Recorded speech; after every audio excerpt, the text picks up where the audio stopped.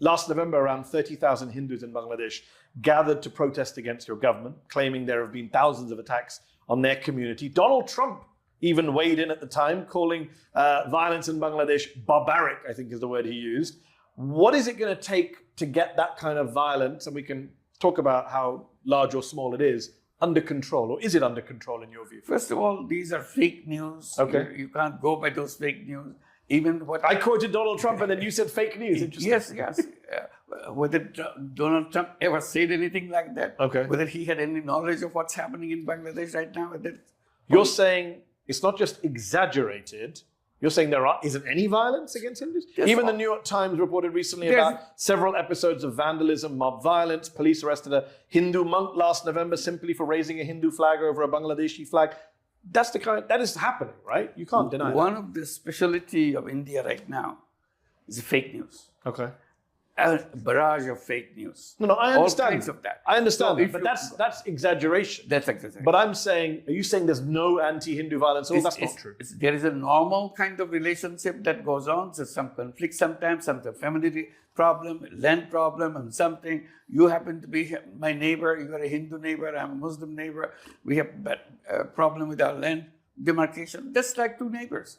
So you say this is Hindu-Muslim, that's not it. But it hasn't. So there's a common. But your position is it hasn't increased since the revolution, even though the Times and other independent reporters are saying it has. No, it has not increased. That I would say government is very alert on that one, because this is the one thing that India is always pushing, that we are bringing pressure on. So what is your message as the de facto prime minister, leader, whatever you want to call, chief advisor of Bangladesh, to Hindus in Bangladesh who do feel under siege? What do you say to them?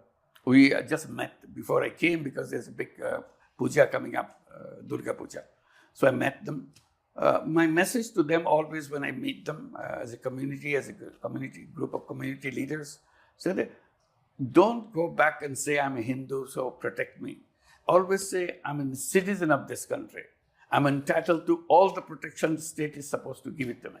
So then you have a bigger coverage. Okay. All the people who are deprived of the rightful treatment from the state will be with you. Okay. You don't isolate yourself.